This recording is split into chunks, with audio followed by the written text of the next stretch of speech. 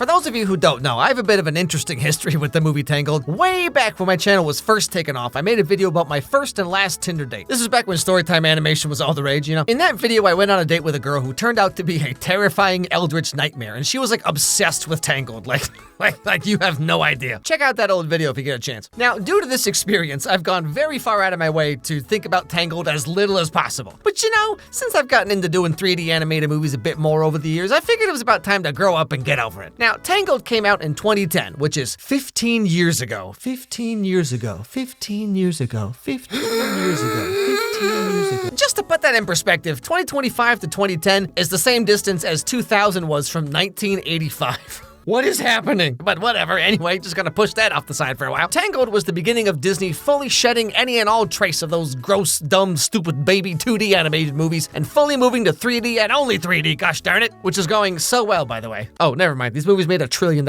Maybe we're the problem, actually. But all the same, summer trucks on, and for no reason in particular, I figured it was about time to finally check out Tangled after 15 years. So, come along, everybody, let's check this movie out. This is the story of how I died. I went to Starbucks and picked up my glorified milkshake, and the cute barista said, "Enjoy your drink." And I said, "Yes, you too." And then I proceeded to walk into the ocean forever. So the backstory of this movie is that a long time ago, the queen was prego, and she got sick. So the king sent everyone to go find this magical golden flower thing that is rumored to be able to heal anyone's anything. However, someone already found the flower hundreds of years ago. You see, instead of sharing the sun's gift, this woman, Mother Gothel, hoarded its healing power and used it to keep herself young for hundreds of years. What once was mine. All right, you get the gist. She sings to it, she turns young. Creepy, right? Nah, man, I get it. You know, Ben, I wish I could do that. I mean, my entire YouTube channel is basically just me being like...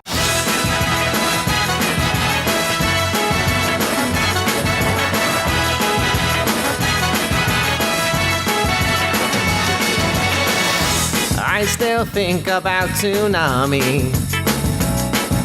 Creepy crawlers, double dare, silver monkeys. Remember back when games actually came with a manual? Playing Jumpstart 5th grade and Oregon Trail. Because everything is cool when you're 10. Crappy licensed games, that's where I belong. And nothing now is as good as it was then. At least that's what I tell myself, because I'm old and falling off the shelf. Everything's dumb except whatever I liked when I was 10. Anyway, so eventually the palace guards do find the golden flower and take it back to the castle to heal the queen. The magic of the golden flower healed the queen. A healthy baby girl, a princess, was born with beautiful golden hair. I'm sorry, but this has got to raise some questions. Hey, honey, how come our kid kind of looks like your yoga instructor? Now, the old lady from before isn't too thrilled about her magic flower being defiled like this. That sounded way less weird on paper, whatever. And she kidnaps Rapunzel and keeps her locked up in her cool, mysterious tower, because turns out the magicness hood chip of the flower was transferred into Rapunzel's hair. What once was mine. Gothel had found her new magic flower, but this time, she was determined to keep it hidden. Why can't I go outside? The outside world is a dangerous place, filled with horrible, selfish people. No, seriously though, Rapunzel, you don't know how good you have it. Do you have any idea what I would do to be able to just throw everything away and live in some old tower in a mystical forest? No, seriously, Rapunzel, you go out there, all that's waiting for you is sitting in meetings for 45 minutes, so all you can say is, nope, nothing from my end, every day until the sun explodes. Anyway, so that's pretty much Rapunzel's life for the next however many years, until we reach the current day. Well, I guess Pascal's not hiding out here. Gotcha! That's 22 for me. How about 23 out of 45? Uh-oh, she's one of those weird homeschooled kids now. So Rapunzel's mom, Gothel, right? For being someone who's never had any kids of her own and lived in a forest for like hundreds of years, she sure has that negging, backhanded mom thing down so perfectly. Welcome home, Mother. Oh, Rapunzel. How you manage to do that every single day without fail. It looks absolutely exhausting, darling. Oh, it's nothing. Then I don't know why it takes so long. Oh, darling, I'm just teasing. Mm-hmm. I see a strong, confident, beautiful young lady. Oh, look, you're here too. OMG, wow, you're like so funny, Mom. You know, that's some big talk for someone whose eyes take up half their face. People like this are so annoying, right? Because like, you know that if you ever lobbed back half of the stuff they throw at you, they would get so upset. But whatever, anyway, so Rapunzel's 18th birthday is coming up tomorrow, and she has a little something to ask Gothel. Oh, well, I was hoping you would take me to see the floating lights. Oh, you mean the stars. That's the thing. I've charted stars, and they're always constant. Oh, jeez. Okay, you really are one of those homeschool kids. They appear every year on my birthday, Mother. I need to see them, Mother, and not just from my window, in person. You want to go outside? Why, Rapunzel? She then proceeds to sing a song about how moms know everything and you should just do whatever they say. To which, like, no. Oh, Alex, trust me, girls want a guy who's sensitive and caring and makes them feel special. No, Mom, I'm in high school. Girls want to do their hair and makeup for 3 hours so they can be ignored at a football game by some dude with the IQ of a gym sock. Anyway, so Rapunzel's like, harumph, harumph, but decides to stay in the tower like her mom says. Now, while this is all happening, back in the castle, some dude named Flynn Rider has stolen the royal crown, and now he's on the run from the castle guards via one of their own horses. No. Stop it! Stop it! Give it to me!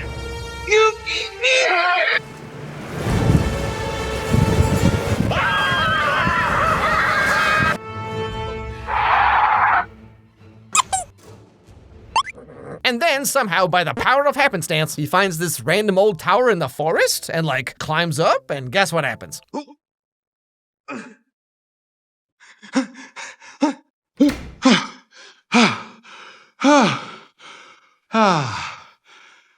Alone at last. So, after shoving him in the closet very gracefully,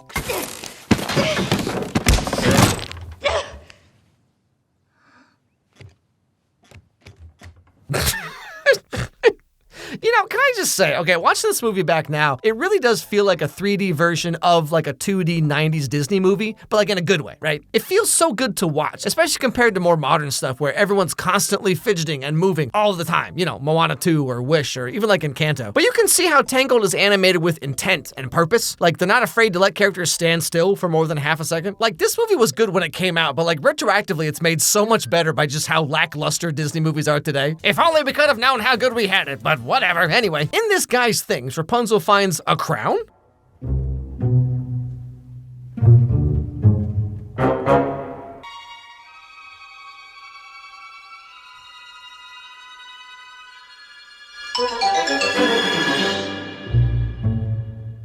You know, complete tangent here, but like going back to my Tinder story I mentioned earlier, I didn't realize till much later that, like, I wonder if maybe she thought I kind of sort of looked like Flynn, which makes it all so much worse. Like, imagine if I only dated girls who looked like Shigo from Kim Possible. Actually, wait, never mind, that sounds pretty awesome. Anyway, back to these two chuckle yucks. So every year on her birthday, Rapunzel's been watching the sky light up with these crazy lights, and Flynn tells her that those are lanterns the people of the kingdom put out every year to remember the blonde-haired, green-eyed princess who was kidnapped 18 years ago. And Rapunzel's like, huh, that's weird. Anyway, and she makes a deal with him that if he takes her to see the lanterns up close, she'll give him back that crown he stole.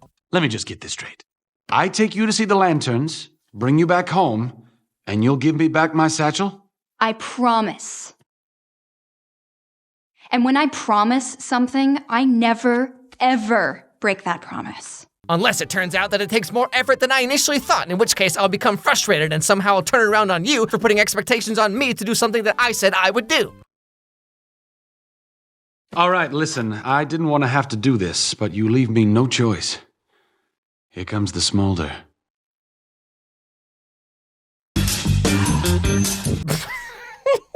What is this face? This is like how I've seen guys at the gym trying to flirt where it's like, hey, you want some advice from someone who doesn't actually know what they're doing?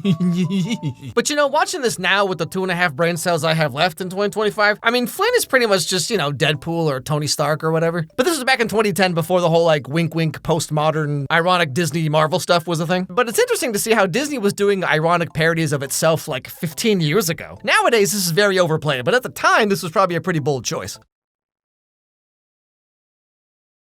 This is kind of an off day for me. This doesn't normally happen. Fine, I'll take you to see the lanterns. Really? And so thus begins their journey together. Rapunzel tells Gothel that she wants some special paint for her birthday, and to go get these paints, Gothel's gonna be gone for a couple days, which should be just enough time for Flynn to take Rapunzel to see the lanterns and then bring her back home. And so she leaves the tower for the first time ever.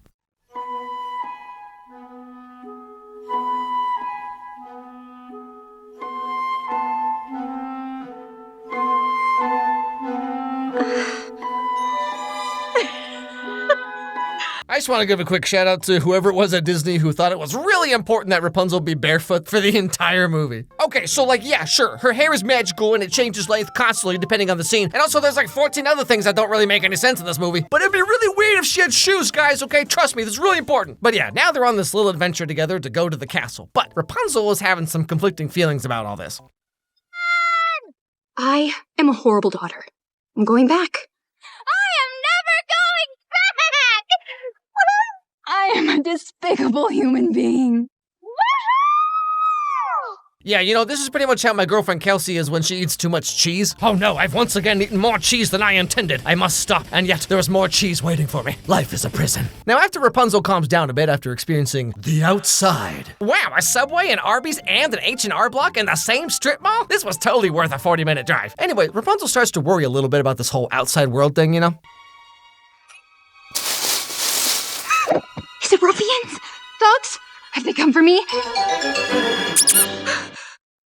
Yeah, Flynn, what about the ruffians? The ne'er-do-wells? What if we run into one of those guys who wears a snapback unironically? So Flynn takes her to a local tavern because like he's trying to freak her out so that she'll want to go home and then just give him the crown and he can be on his way. And in this tavern is just the scariest, dirtiest group of ne'er-do-wells anyone's ever seen. Garçon, your finest table, please.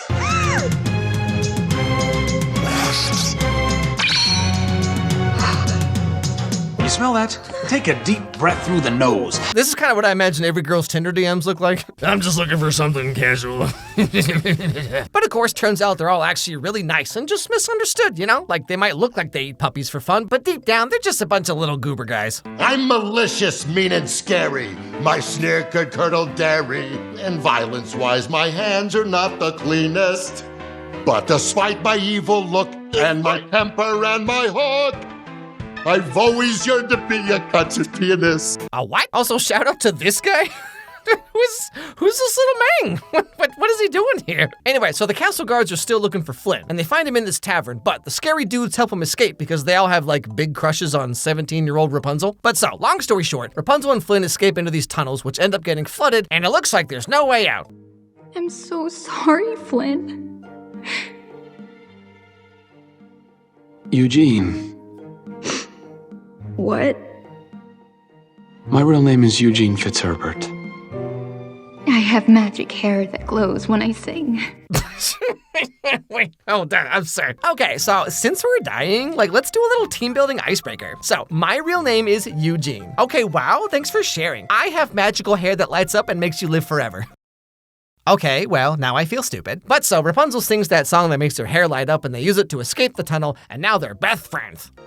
So, Eugene Fitzherbert, huh? Yeah, well, you can't tell anyone about this, okay? It could ruin my whole reputation. Ah.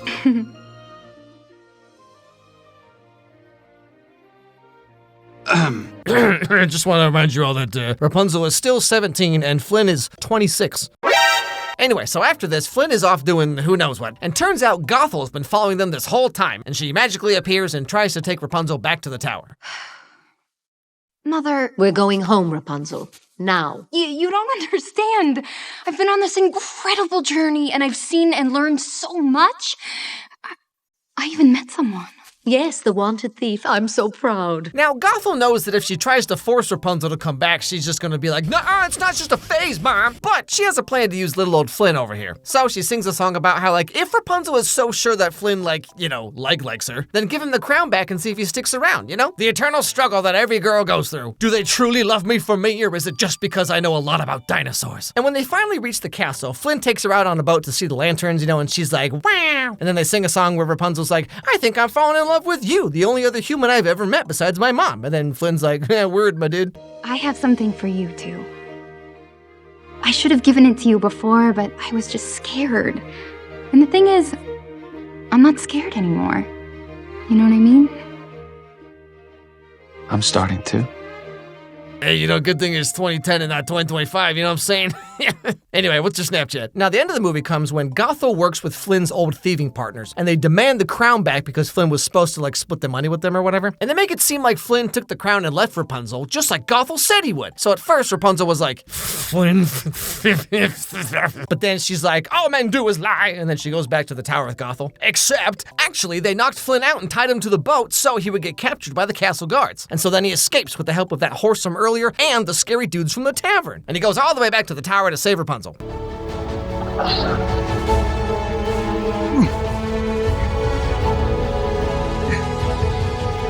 Rapunzel, I thought I'd never see you again. Huh? Wait, hold on. I'm sorry. So this dude was climbing her hair while she was chained to the wall. Don't worry, Rapunzel. I'll save you. Rapunzel, I thought I'd never see you again. Huh?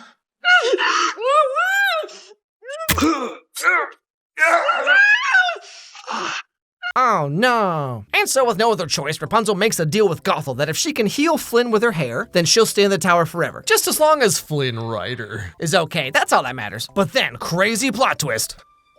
Rapunzel? Wait.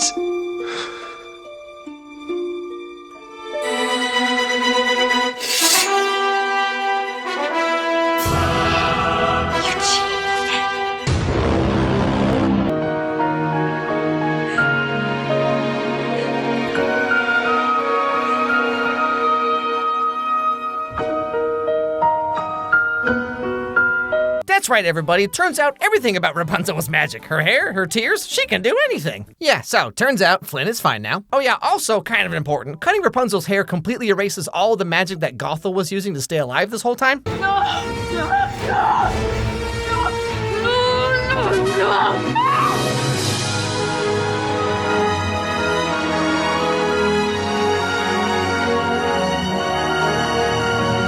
So, whoops. But the day is saved, and during all this, Rapunzel realizes that she is actually the lost princess that everyone's been talking about, and the whole Lantern Festival thing was actually for her the whole time. And so finally she gets to go home, but like, for reals.